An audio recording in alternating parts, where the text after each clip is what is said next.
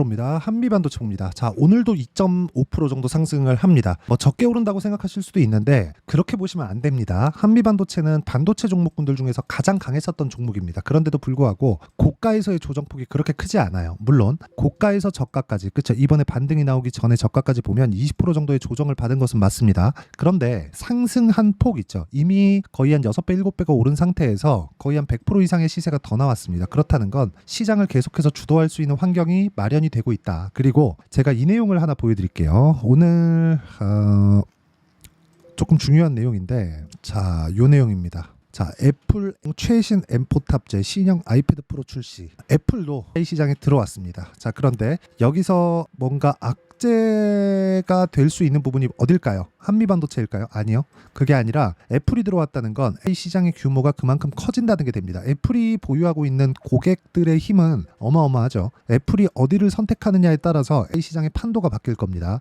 자, 그러면 이 내용만 보더라도 애플이 들어와서 자체 칩을 사용한 애플이 들어와서 시장을 흔든다? 그러면 엔비디아한테 악재입니다. 그렇죠? 그러면 메모리 반도체는 애플에서 직접 만들었을까요? 그건 안 됩니다. 왜? 엔비디아에서 하고 있는 설계 쪽은 애플에서도, 그렇죠? 자체 그 디바이스에 맞춰서 설계가 가능하고 장착이 가능하고 활용이 가능합니다. 효율 높게. 그런데 메모리 반도체는 아니에요. 메모리 반도체는 사와야 됩니다. 메모리 반도체는 설계단이 아니라 설계부터 시작해서 생산까지 도맡아 하는 장치 산업입니다. 그렇기 때문에 한국 시장에서의 주도권을 지금처럼 유지가 됐을 때 사실상 제가 그 주식시장에 있는 기간까지는 한국 시장에서 이 메모리 반도체 시장을 뺏기는 일은 없다고 보시면 됩니다. 이쪽에 막대한 투자를 하면서 효율이 낮은 투자를 할 리가 없죠. 미국에서. 그렇죠? 그리고 무엇보다 반도체에 대한 주도권을 미국이 쥐고 있는데 기본적으로 메모리 반도체 시장의 진입 자체가 어렵기 때문에 안 하는 거일 뿐입니다. 그리고 할 수 있는 기업들이 미국에선 있죠. 애플도 할 수 있습니다. 근데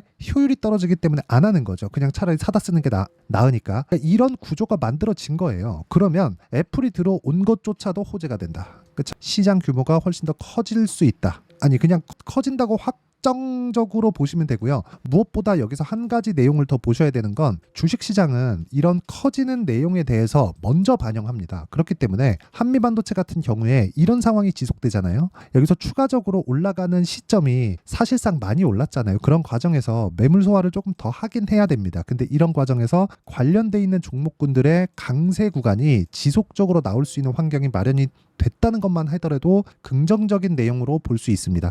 그래서 우리는 주식시장의 특성을 100번 이해하고 여기에 맞춰서 매매를 하는 게 중요하다. 자, 이게 핵심 내용이에요. 자, 지금 미국에서도 반도체 관련된 종목군들이 비싸다 싸다 이런 논란들이 있는 건 맞아요. 그런데 우리가 여기서 봐야 될 내용은 비싼 주식이 더 간다는 거예요. 그런데 미국 같은 경우에 한국 시장보다 반도체 종목군들의 시세가 더 많이 나왔습니다. 그런데도 불구하고 제가 반도체를 계속해서 매수를 해야 된다고 이야기를 드리는 건, 자, 이 내용을 보셔야 되는데, 자, 이 내용입니다. 자, HBM 수요 폭증, 내년 전체 댐 매출 중 30%가 넘는다. 자, 근데 여기서 한 가지 생각하셔야 될 게 HBM의 수요가 폭증한다고 해서 기존의 수요가 줄어드는 것은 아닙니다. 자, 무슨 얘기냐면 HBM은 새로운 기술이 들어간 메모리 반도체라고 보시면 되고요. 여기서 기존에 사용하던 D램에 대한 부분이 있죠. 이런 부분이 주는 것이 아니에요. 물론 앞으로 가면 갈수록 HBM이 가격이 낮아지고 이런 부분이 일반 사용자용으로 들어올지는 모르겠습니다. 이쪽에 대한 지금 가격대가 원체 높으니까 이거를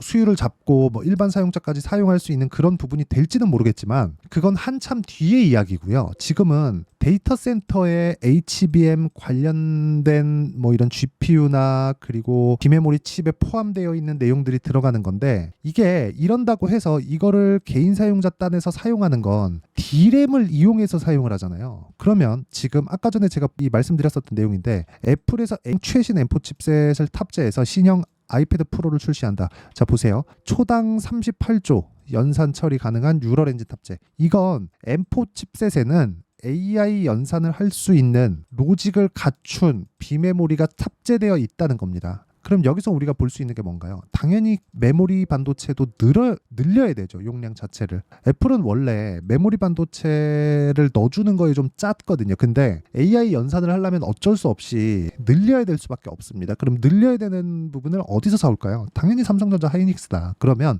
HBM의 수요가 늘어나면서, 그쵸? 늘어나면서 D램 매출에 대한 부분도 같이 늘어날 수밖에 없는 구조가 완성이 됩니다. 그러면 끝이에요. 우리는 꾸준하게 한미 반도체와 함께 관련돼 있는 종목군들을 추적 관찰할 수 있어야 된다. 그러려면 가격을 봐야 된다. 무한정 오르는 주식은 없습니다. 하지만 우리가 무한정 오르는 주식은 없지만 이런 과정에서 종목군들의 분류, 그리고 종목군들의 분할, 그리고 우리가 분산 투자를 어떻게 할까, 이 정도는 우리가 파악을 하고 있어야 된다. 이게 가장 중요하다. 자, 그러면 이 과정에 대해서 우리가 이해를 했을 때 어떤 매매를 할 수 있는지, 그쵸, 결과부터 보겠습니다. 이 내용을 한번 보시면, 예를 들어서 HB 테크놀로지입니다. 이건 유리기판 관련된 종목인데 올라가는 구간에서 계속해서 매매를 하죠. 그리고 오늘 시가에도 공략한 결과 오늘 3% 정도의 강세 구간에 있고요. 그리고 4월 달에 시장이 조정을 받았는데도 불구하고 파생돼 있는 종목군들로 시장의 시세가 붙는다는 점, 이런 부분을 보더라도 우리는 계속해서 반도체 관련된 종목군들을 봐야 될 필요가 있습니다. 자, 그런데 완성돼 있는 매매를 보잖아요.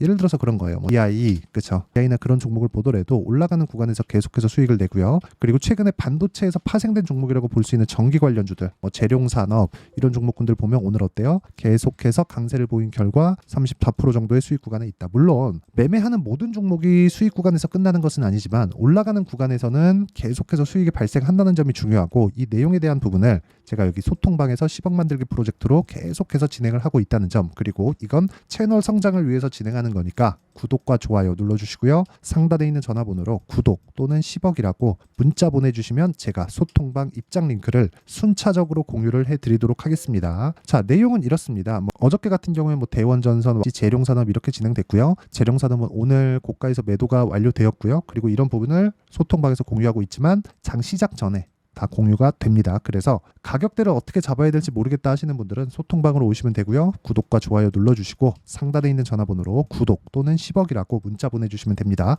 그러면 한미 반도체를 포함해서 관련주들의 시세를 먼저 보라 그랬는데, 그 시세를 먼저 보고 나서 나온 결과가 이렇게 매매를 하는 내용이고요. 그리고 이 내용에 대한 원리가 있겠죠. 그 원리에 대한 부분은 여기 한미반도체의 가격과 단기 보유 전략, 그리고 한미반도체의 실시간 타점을 제가 문자로 공유를 해드리도록 할 테니까 구독과 좋아요 눌러주시고요. 상단에 있는 전화번호로 한미라고 문자 보내주시면 제가 단기 보유 전략과 함께 한미반도체의 실시간 타점을 문자로 공유를 해드리도록 하겠습니다. 자, 오늘 날도 풀리고 한데 삼성전자가 조정을 받습니다. 그렇다고 하더라도 한미반도체는 강한 움직임을 보이고 있어요.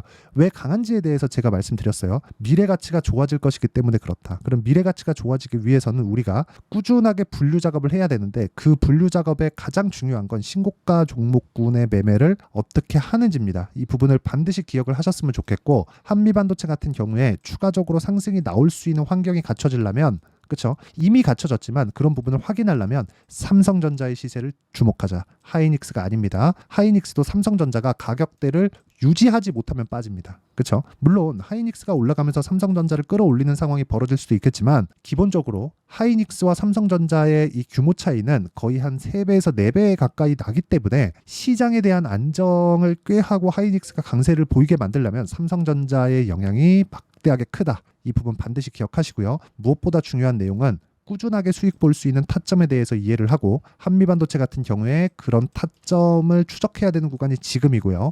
그리고 무엇보다 한미반도체와 함께 파생되어 있는 종목군들을 매매할 필요가 있다. 그랬을 때 수익의 폭은 훨씬 더 커질 수 있습니다. 물론 변동성도 같이 커지겠지만 그 변동성을 잡기 위해서는요, 아까 전에 말씀드렸죠. 제가 여기 소통방에서 배우셔도 되고요. 여기는 상단에 있는 전화번호로 구독 또는 10억이라고 문자 보내시면 제가 소통방 입장 링크를 보내드리고요. 그리고 여기 시세 원리에 대한 부분은 제가 여기 한미반도체의 단기 보유 전략으로 다 공유를 해드리도록 하겠습니다. 자, 그러면 미래 가치를 반영하는 주식시장의 특성을 이해했을 때 어느 정도의 성과를 낼 수 있고 어떻게 분류를 해야 되는지, 그 내용에 대해서 제가 이해를 시켜드릴 테니까 영상 끝까지 시청하시고요. 모든 분들이 성공 투자하셨으면 참 좋겠습니다. 자, 24년도가 돼서도 시장은 여전히 어렵습니다. 자, 근데 시장은 항상 어려울 거예요. 앞으로도 계속해서 어려워질 겁니다. 자, 근데 제가 매월 대시세 종목을 구독자분들에게 공개를 합니다. 자, 내용을 보면 12월 달에 실제 공개를 했었던 강프로의 대시세 종목에 대한 내용인데,